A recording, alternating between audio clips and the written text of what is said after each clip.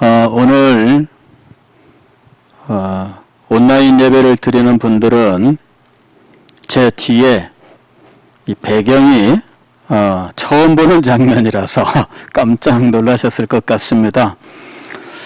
이번 주 중에 교회 강단 높이를 좀 낮추는 공사를 하고 있습니다.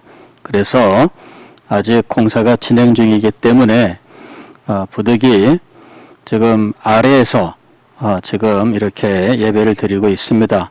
환경이 좀 어수선한데 여러분들 이해를 해주시고, 지금 이 뒷면에 뭐 전깃줄이며 뭐며 막 이런 것들이 막 얽혀 있는 모습들이 보이는데 이 색다른 장면이다 생각하시고 이해를 해주시면 감사하겠습니다. 지금 마이크는 지금 요 본당에 제대로 소리가 들립니까? 스피커에서 안 들려요? 예. 지금 스피커 쪽이 앞으로 조금 오시면 좋겠습니다. 지금 현재 갑자기 손대거나 이럴 수 있는 상황이 아니거든요. 그래서 제가 더 가기는 힘들어요. 이 카메라 각도 뭐 이런 것들 때문에, 환경이, 다 지금 정비가 안 됐습니다. 지하 예배실에서 드릴까도 생각했는데, 그러면 또 온라인 예배를, 못 합니다. 제가 좀 와도 돼요? 제가 조금 가고, 카메라 각도를 조금 조절한답니다. 저도 여기서 가까이 요 뒤에 화면을 보니까 막 주름살이 막 확대돼서 보여가지고, 아니, 내가 이렇게, 이런 생각이 좀 듭니다. 기도는 했고, 이제, 설교 전에, 또 이렇게 조그맣게 안내 말씀을 드렸습니다. 이해를 해 주시고요.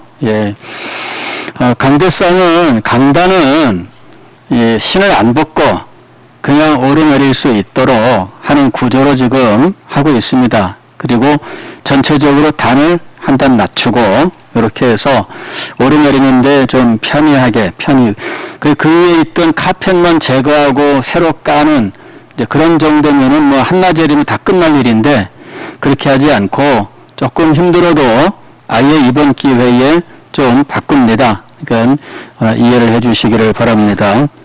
자, 오늘은 웨스트민스터 신앙고백서 강의 제24장 결혼과 이혼에 대하여 두 번째 시간입니다. 지난 주일에 우리는 이제 결혼의 정의에 대해서 또 결혼의 목적에 대해서 또 결혼의 범위에 대해서 이렇게 말씀을 드렸습니다. 결혼에 대하여 현대인들은 이제 가족을 이루는 것이다 이렇게 주장을 하고 이제 가족이 되는 이 방법으로 이제 우리는 세 가지 출생에 의한 방법, 그 다음에 입양에 의한 방법, 그 다음에 결혼에 의한 방법이 있는데 이 결혼을 이 남자와 남자, 여자와 여자 사이의 결혼 혹은 심지어는 이 짐승과의 결혼까지 허용하거나 진행하고 있는 이제 상황이다라고 말씀을 드렸고요. 성경은 이 부분에 있어서 단호하게 해서는 안 된다 이렇게 이야기합니다. 그것이 바로 오늘 우리가 읽은 제4절입니다. 좀 더 구체적으로 결혼 대상의 범위에 대해서 말씀하고 있습니다. 1번을 보면은 결혼은 말씀에서 그만 친족 혹은 인척 간에 이루어져서는 안 된다 이렇게 이야기합니다.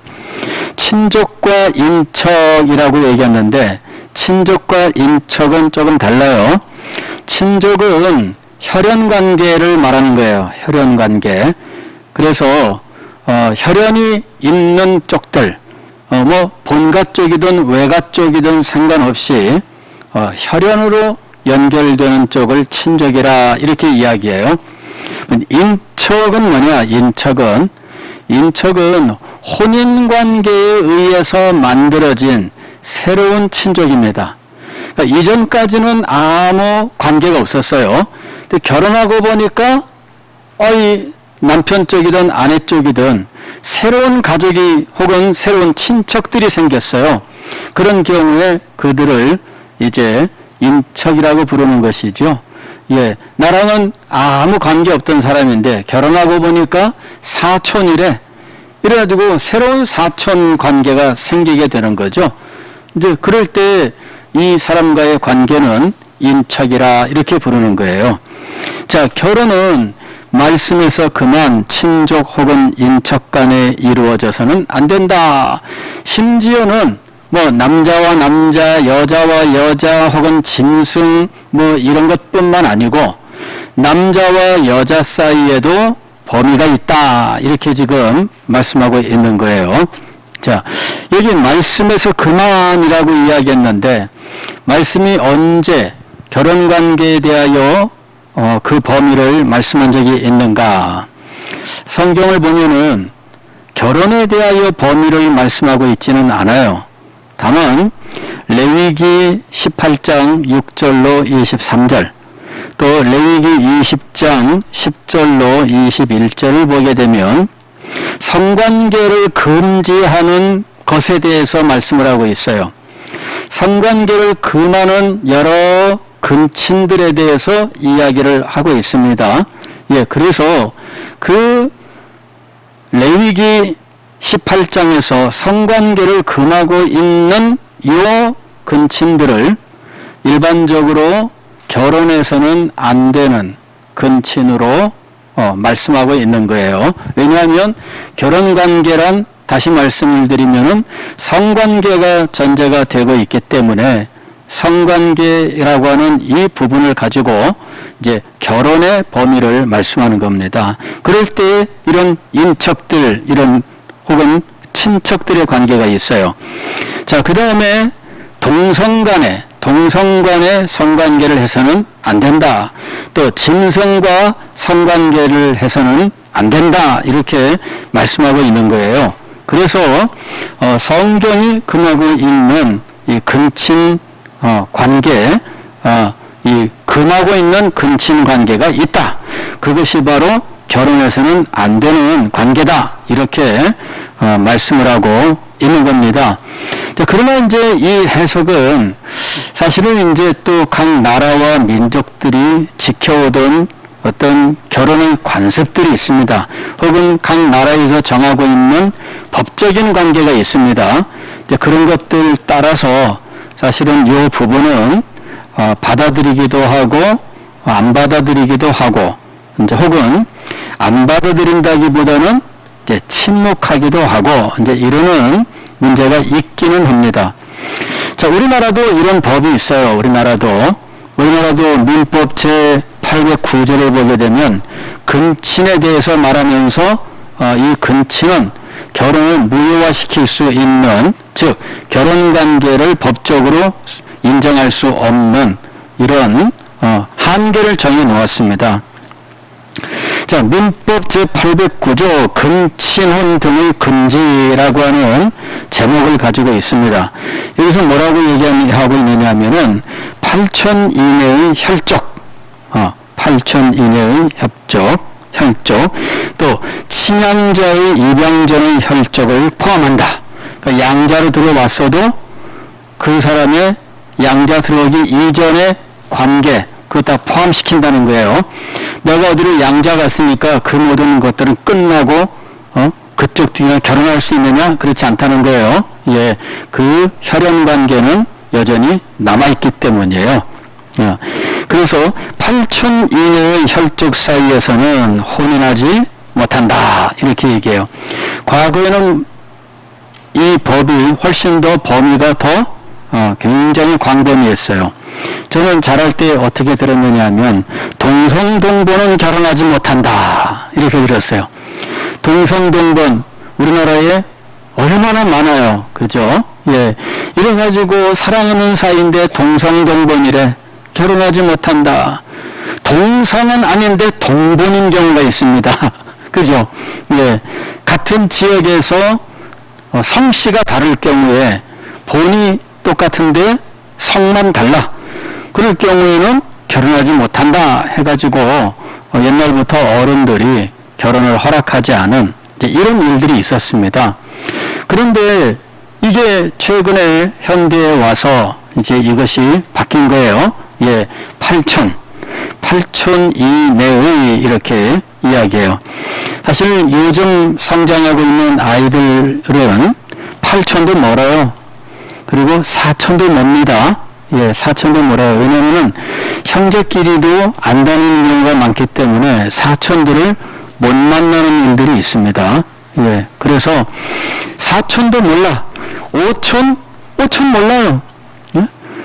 그 4촌의 아들, 딸 모릅니다. 이게 5촌이잖아요. 그 아이들이 저를 당숙이라고 불러야 되는데 만난 적이 없기 때문에 당숙이 뭔지도 몰라요.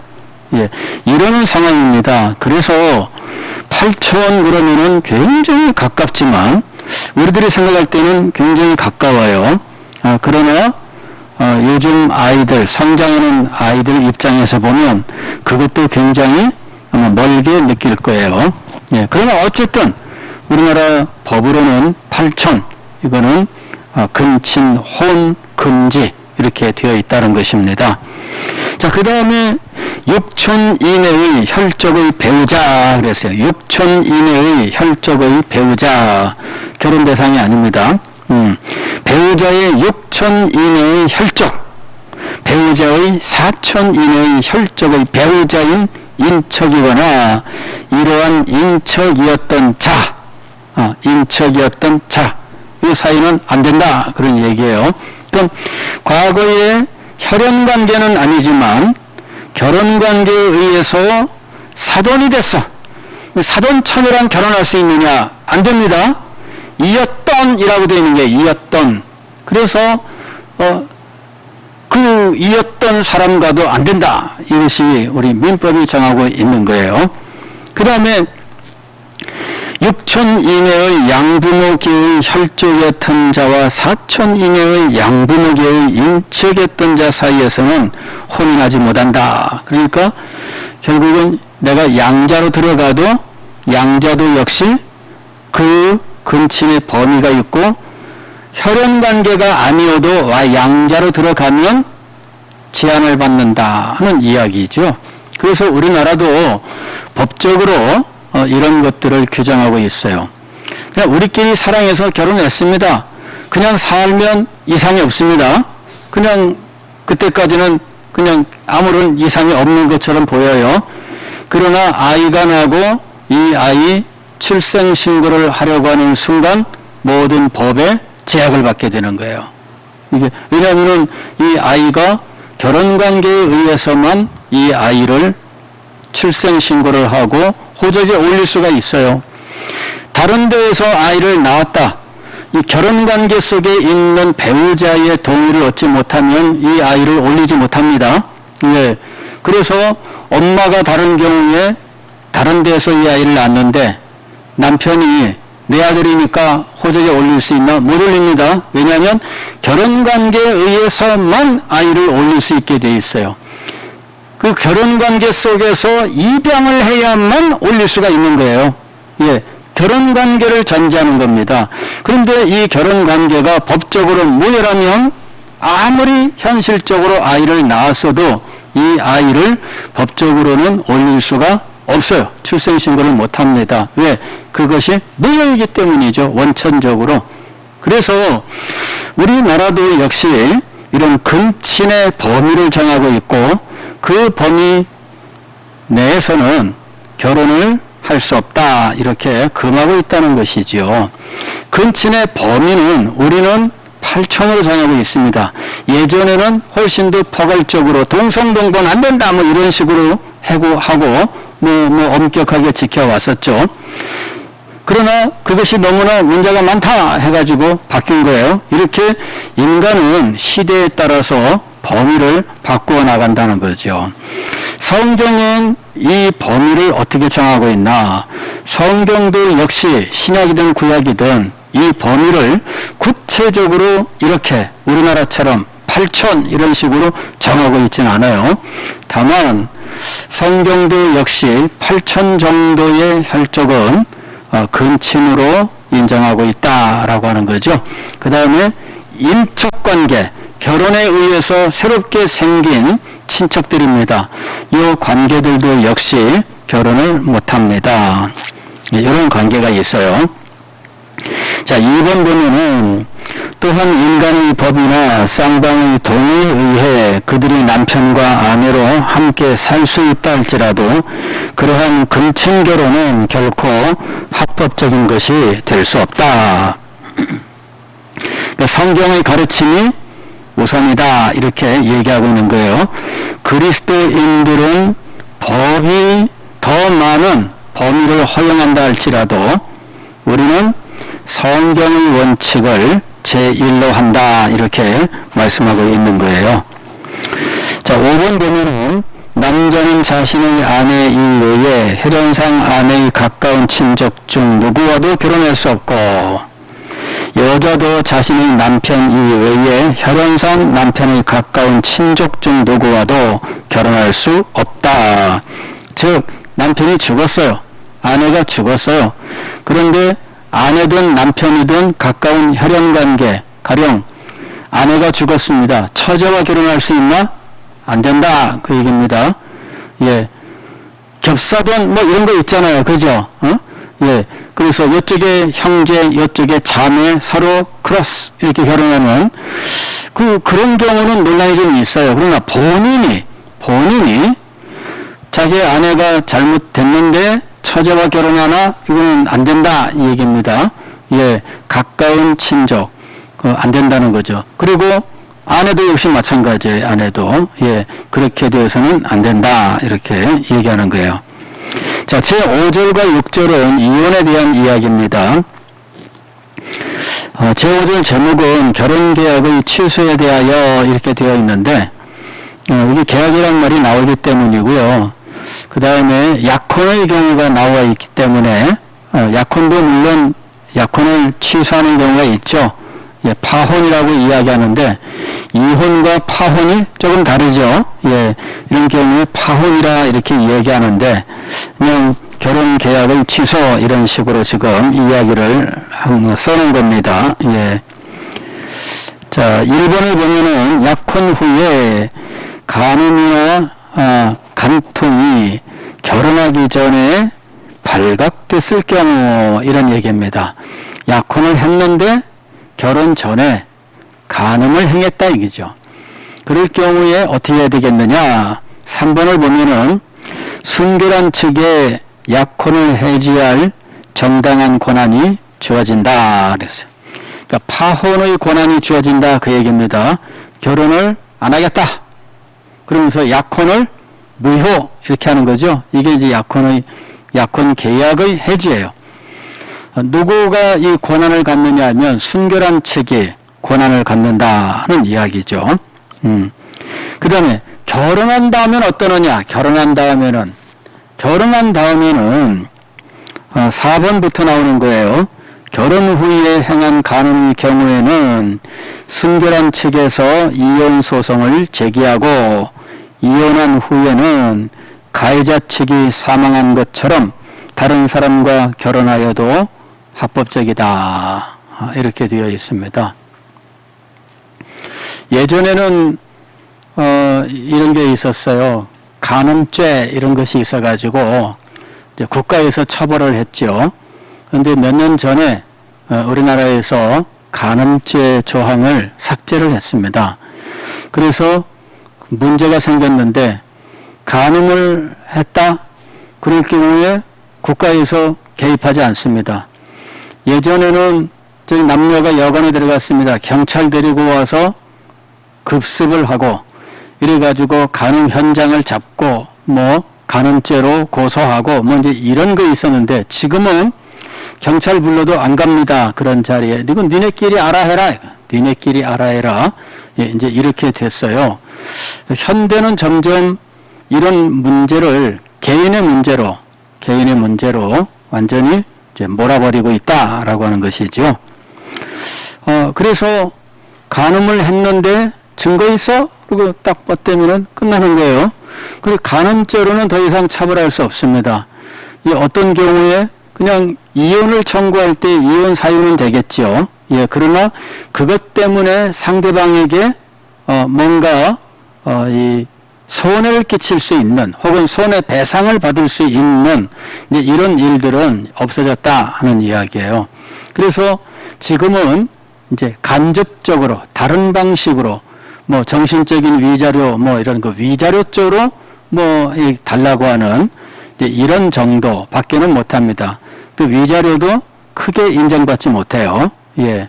그래서 지금은 결혼 관계에 대해서 상당히 그 보호가 지금 미흡한 상황이다 이렇게 보입니다. 자, 어쨌든 순결한 측에서 이혼 소송을 제기할 수 있다 이렇게 이야기하고요. 그 다음에 이혼한 후에는 이 이혼 자체가 정당하기 때문에 결혼도 가능하다 그런 이야기예요. 예. 그런데 여기 설명이 뭐라고 되어 있어요? 이 7번을 보면 가해자 측이 사망한 것처럼 이렇게 되어 있어요. 그러니까 남편이 죽었을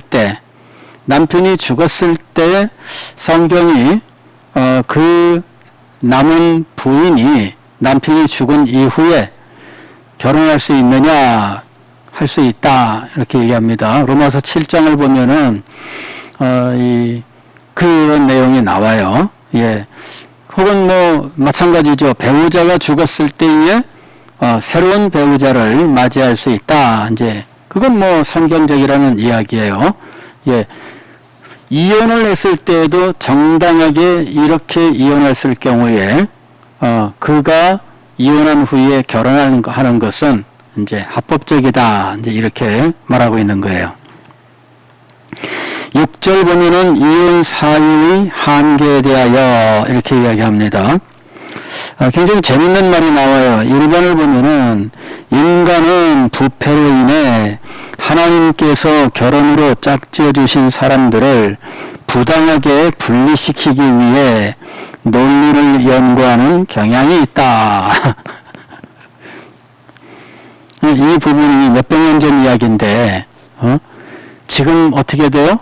우리가 지금 이 현상을 주변에서 흔하게 봅니다. 이젠 뭐 대놓고 예. 인간은 부패로 인해 하나님께서 결혼으로 짝지어 주신 사람들을 우리는 결혼을 하나님께서 짝지어 주신 것으로 믿습니다. 예. 하나님이 짝지어 주신 거예요. 오늘 우리가 읽은 성경 말씀도 그렇게 얘기하고 있잖아요. 예. 여기 보면은 이 6절 보면은 그런즉 이제 둘이 아니요 한 몸이니 그러므로 하나님이 짝지어 주신 것을 사람이 나누지 못할지니라 이렇게 이야기하고 있습니다. 하나님이 짝지어 주신 거예요. 그래서 이 이혼은 하나님이 짝지어 주신 것을 거역하는 행위가 되는 거예요. 다만 우리 주님께서 이혼 사유로서 인정하신 것이 무엇이냐면은 간음이에요. 간음. 예, 이런 경우에는 인정을 하신 거예요. 9절 보면은 내가 너희에게 말하노니 누구든지 음행한 이유 외에 아내를 버리고 다른 데 장가드는 자는 간음함이니라 이렇게 되어 있어요. 이 경우에는 아내를 버리고 자기는 이제 돌싱이다 해가지고 다른 여자와 결혼했을 경우에 그건 결혼 관계가 아니라 야합이 되기 때문에 그것이 간음이다 이렇게 말씀하고 있는 거예요. 간음 이외에는 허락지 않는다 이렇게 말씀하시는 겁니다. 자, 그런데 우리 이 신앙 고백서는 이 간음 외에 하나를 더 말씀하고 있습니다. 여기 보면 5번 이하에 나오죠. 그러나 간통 또는 교회나 행정당국이 회복시킬 수 없을 정도로 고의적인 유기행위 이외에 결혼계약을 해지하기에 충분한 사유는 없다. 그러니까 결혼 사유를 해지하기에 합당한 충분한 사유 두 가지를 말하고 있는 거예요. 첫째는 뭐냐면 간음이에요. 이거는 누구나 다 뭐 인정하죠. 예. 근데 두 번째는 뭐냐 그러면 유기라고 하는 것은 무슨 의미냐면 버리는 거예요. 버리는 거. 그러니까 아내를 버렸다, 남편을 버렸다, 이건 뭐냐면은 전혀 그 남편으로서의 혹은 아내로서의 의무를 하지 않고 방치했다, 이러는 경우죠. 예. 그런 경우에 성경은, 유리 신앙고백서는 인정하고 있습니다. 그런데 그 기준이 무엇이냐? 보게 되면 교회나 행정당국이 회복시킬 수 없을 정도입니다. 이거는 참 판단 자체가 어떤 그 수치화할 수 없는 정도죠. 교회 판단과 행정당국의 판단입니다. 최근에 어떤 분이 남편을 걸어서 이혼 소송을 냈는데, 이 남편이 40년 동안 아내에게 생활비를 안 준 거예요. 자기 마음대로 나가 살고 뭐 전혀 아내의 삶에 지원을 안 한 거죠. 예. 이래서 법원에서 이혼을 받아들였어요. 이 아내 측에서 이혼 소송을 냈는데 남편은 난 이혼 안 합니다 하고 버틴 거예요. 아니 그 정도인데 왜 이 남편은 이혼을 안 한다고 했는지 난 그분의 그 내용은 모르겠어요. 다만 남편은 이혼을 해줄 수 없다 이렇게 버티고, 예, 아내는 안 되겠다 이렇게 해가지고 이제 법원의 판단을 구했는데, 법원이 이거는 남편이 정상적으로 아내에 대하여 의무를 다하지 않고 우리가 어느 정도 한도까지 그를 인정할 수 있는 이 정도를 넘어섰다 이렇게 이제 판단한 거죠. 예, 그래서 이혼을 허락한 이런 판결이 있었어요. 뭐 불과 몇 년 안 됩니다. 가까운 바로 얼마 전에 있었던 일들이에요. 예, 그게 바로 이제 그 법원이 판단을 한 거죠. 법원이 이거는 유기, 즉 남편이 아내를 신경 쓰지 않고 버렸다. 그런데 볼 때에 이거는 정도를 넘어섰다. 이렇게 판단을 한 거죠. 예, 그래서 여기에 판단은 사실은 수치화할 수 없는, 그래서 회복이 가능한가라고 하는 거예요. 회복이 가능한가. 여기 보면은 회복할 수 없는 이런 부분이 있죠. 회복시킬 수 없을 정도로 교회가 권면하고 가르치고 징계하고 해서 회복될 수 있으면 좋지만, 그렇지 않으면 결국은 이혼해도 뭐 할 수 없다, 이제 이런 정도라는 것이죠. 그래서 우리 신앙고백서는 두 가지입니다. 버리는 경우, 그 다음에 간통의 경우, 이렇게. 근데 이 내어버림을 사실은 이제 조금 다르게 이거를 신앙고백서를 해설하는 분은 뭐라고 해설을 했느냐 하면, 불신자가 이렇게, 불신 배우자가 이렇게 얘기하고 있습니다. 불신 배우자가 신앙을 이유로 버렸을 경우죠. 예. 불신 배우자가 신앙을 이유로 버렸을 때 이렇게 해설을 하고 있어요. 그래서 이 신앙을 가진 이 부부의 경우에는, 신앙이 정상적이라면 사실 이런 경우는 없겠죠. 예. 그래서 아마 불신자가 너 예수 믿지 마 그랬는데 그냥 끝까지 고집하는 거죠. 그럴 경우에 내 말 안 들어? 네가 예수 믿지 말라 그러는데, 교회 가지 말라 그러는데 이랬단 말이에요. 그럴 경우에 성경은 뭐라고 얘기하고 있어요? 사도 바울이 신앙 때문에 갈라지지는 말라 이렇게 얘기했잖아요. 신앙 때문에, 불신 남편이야, 나는 예수 믿었는데 남편이 불신자예요. 그럴 경우에 이혼하지 말고 그 사람을 전도의 대상으로 삼아서 하라 이렇게 이제 가르치고 있잖아요. 예. 그러나 저쪽이, 남편 쪽이 혹은 안 믿는 아내가 신앙 때문에 반대하고 그리고 더 이상 당신하고 못 살겠다, 이제 이렇게 되는 경우에, 자기가 책임을 이제는 남편으로서의 책임이나 혹은 아내로서의 책임을 다하지 않는 상황이 있다는 거죠. 이제 그럴 경우에는 뭐 이혼도 가능하다. 이제 이런 이야기예요.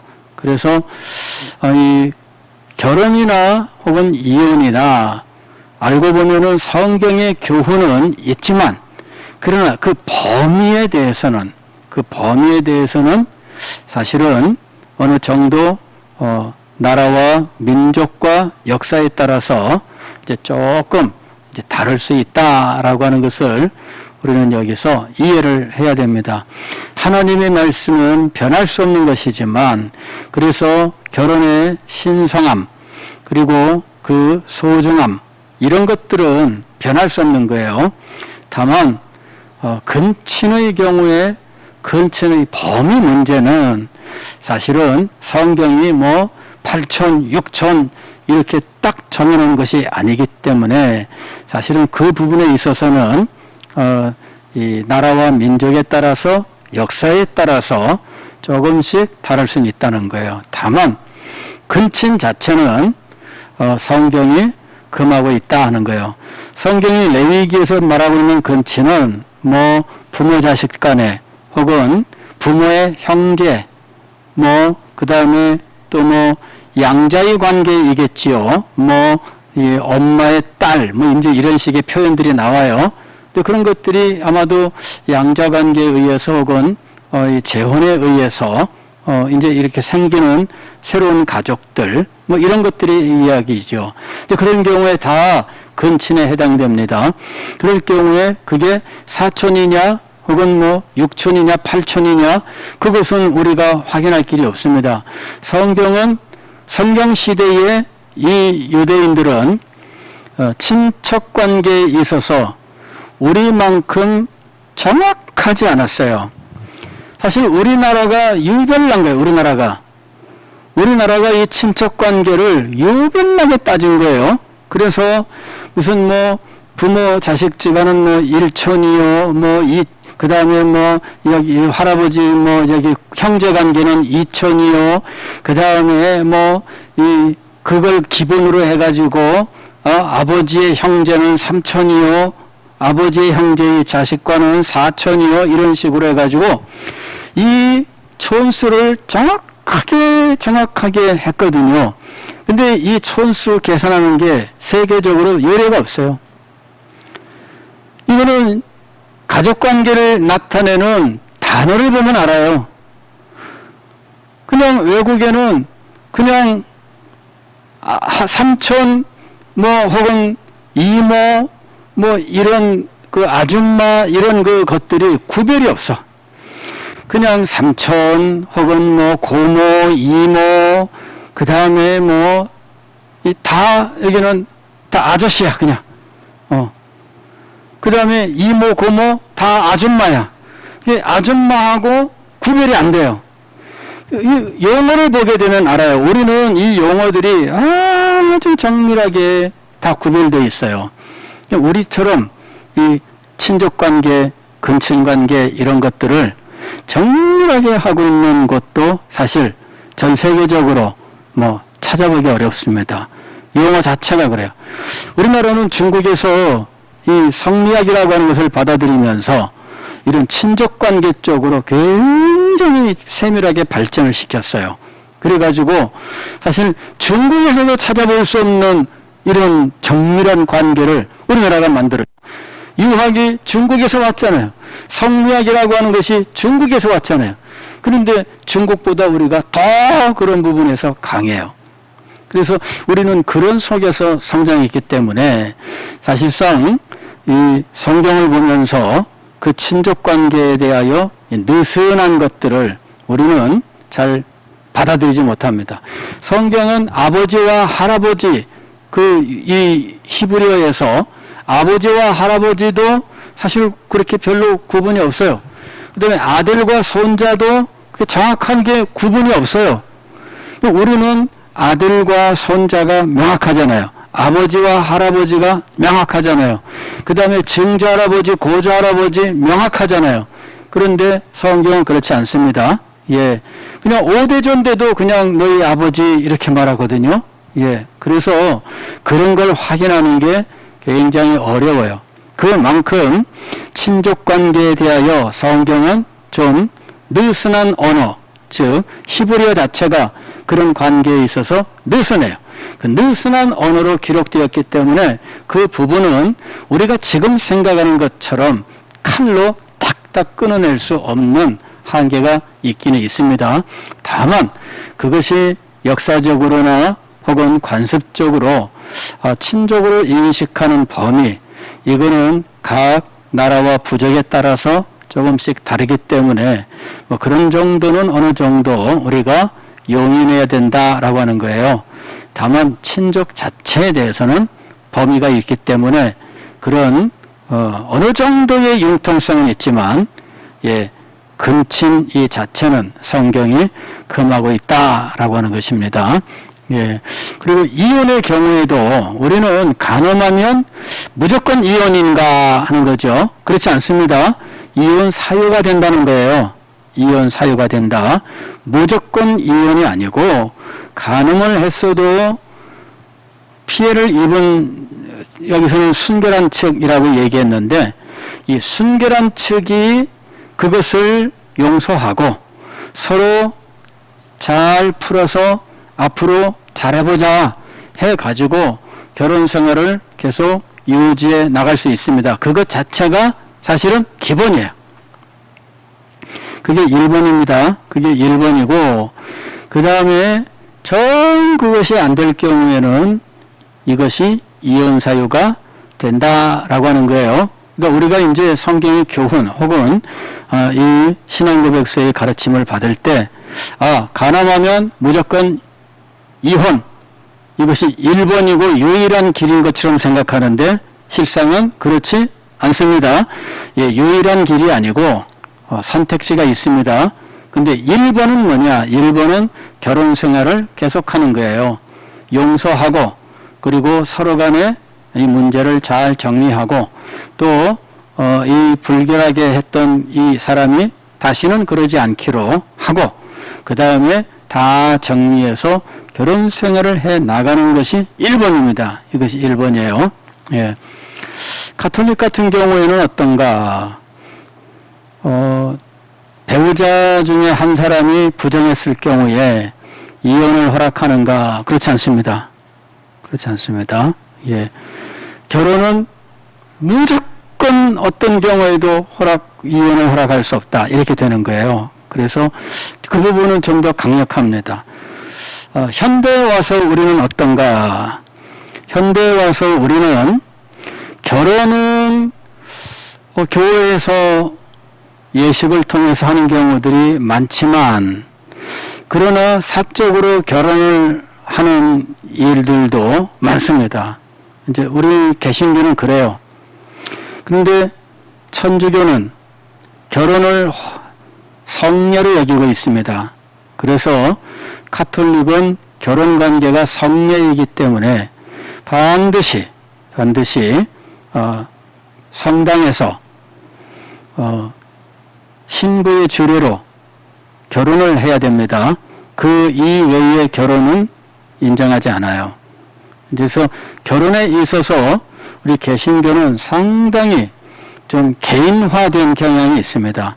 그리고 이런 경향이 현대에 와서는 이제는 뭐 완전히 그냥 다 열려버린 상황입니다. 예. 결혼이 꼭 목사님의 주례를 받아야 되나? 이런 생각하는 사람들이 있어요.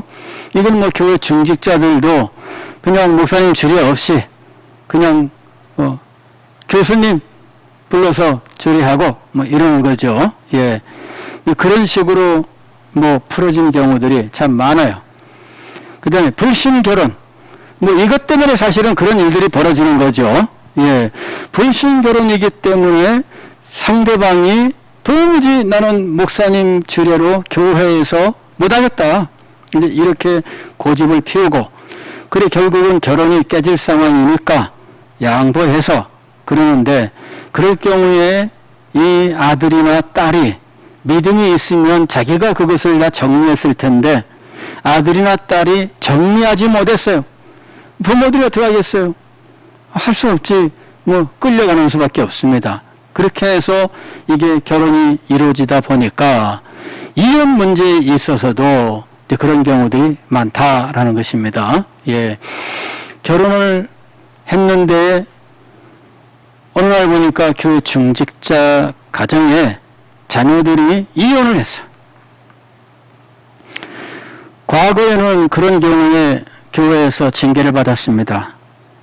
장로님의 가정에서 그랬다.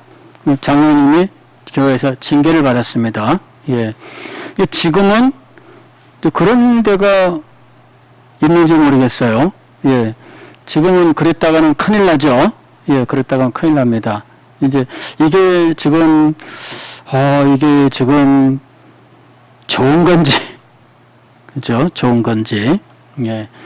그래서는 안 되죠. 예, 그래서는 안 되죠. 예. 그러니까 이제 이 부모가 그 책임을 질 수 있는가 그러는데 이제 그렇게 하는 이유가 있습니다. 한 가정을 잘 다스리는 자라야 할지니라고 하는 이 성경의 말씀이 있기 때문에 그 가정과 자녀들을 살피는 거예요. 그렇게 해서 중직자의 경우에는 바로 그 가정을 잘 살펴야 할지니라고 하는 이 부분 때문에 사실은 그런 제재를 가했던 겁니다. 그래서 그것은 마땅히 우리들이 책임 있게 행동해야 된다라는 차원에서 아마 받아들여야 될 것이라고 봅니다. 다만 현대에는 개신교는 혼인의 문제가 사실은 성례가 아니다 보니까 상대화되고 시대를 따라가는 이런 모습들이 나타나 있습니다. 예, 그래서 점점 개신교의 예배의 혼인은 이제 세속화되어 가고 세속의 원리를 따라가고 하는 이런 상황이 돼 있어요. 그러나 신앙 고백서는 이 부분에 대해서 명확하게 교훈하고 있습니다. 우리들은 시대가 바뀌었다 할지라도 신앙 고백서가 가르치고 있는 이 결혼에 대한 교훈들을 잘 배우고 이것이 성경적 원리로 우리에게 가르치고 있다라고 하는 사실을 믿고 우리는 성경의 원리를 따르는데 힘을 써야 한다라고 하는 것입니다. 결혼이 순전히 개인의 문제가 아닙니다. 오늘 여기 제6절 마지막 10번을 보게 되면 이렇게 되어 있어요. 관계자들의 의사와 재량에 맡겨서는 안 된다. 관계자들의 의사와 재량. 이거는 관계자들이라고 하는 것은 결혼 당사자들이죠. 혹은 이혼하게 되는 사람들을 말하는 거예요. 이게 이혼에 대해서 말씀하고 있기 때문에. 그런데 무엇에 결정되었에 따라서는 안 된다? 의사와 재량. 우리끼리 결정했어요. 그럼 안 된다는 거예요. 우리끼리 결혼하기로 했고 우리끼리 헤어지기로 했는데 그렇게 하면 안 된다는 거예요. 분명하게 하나님의 말씀이 가르치고 있는 원리가 있습니다. 그 원리를 따라서 또 교회에서 가르치고 있는 절차가 있습니다. 그 절차들을 따르고 또 나라에서 정하는 절차가 있습니다. 그런 절차들을 따라서 해야 된다라고 하는 거예요. 마음대로 하는 것이 아닙니다.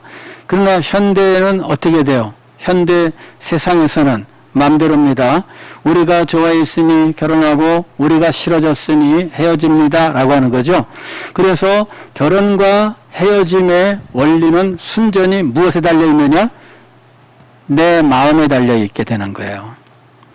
그게 우리가 이제 영화나 드라마, 외국의 영화나 외국의 드라마를 보면 그런 것들이 흔합니다. 결혼을 했는데 두 사람이 싫어졌대. 서로 사랑하지 않는 것 같대. 그래갖고 헤어져요. 그리고 사랑하는 마음이 생긴 다른 사람과 결혼하는 거죠. 그런데 사람의 이 마음이라는 것은 어떨 때는 사랑이 충만하지만 어떨 때는 또 밉기도 할 거잖아요. 그런데 요거를 순전히 결혼의 어떤 기준으로 조건으로 삼는다면 얼마나 변덕에 죽을 듯 하겠어요.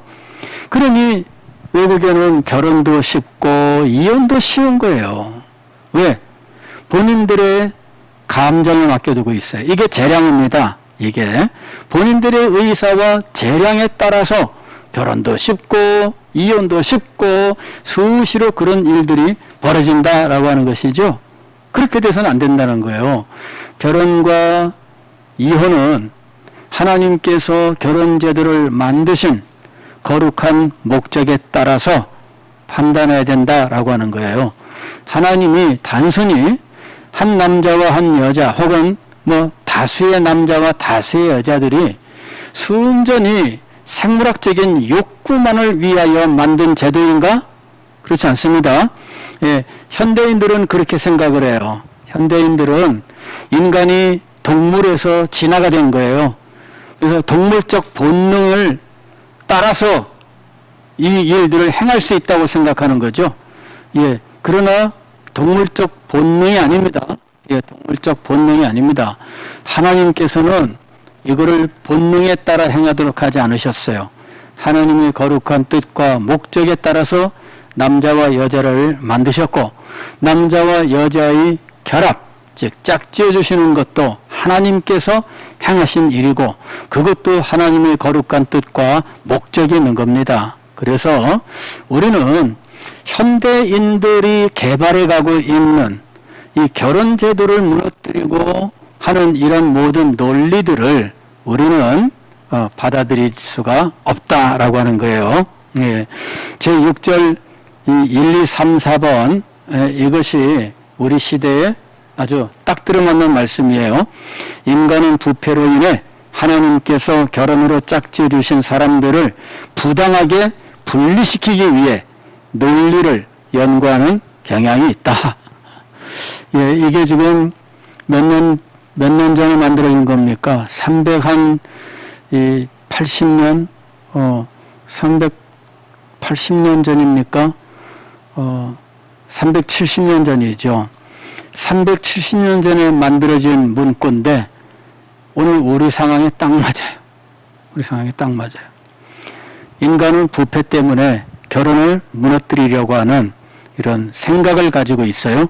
그리고 그 논리를 개발하여 하나님의 말씀을 부인하려고 하는 경향이 있습니다. 그래서 우리는 이런 모든 경향들에 대해서 물리치고 하나님의 말씀의 법도를 바로 세워야 할 것입니다. 기도하겠습니다.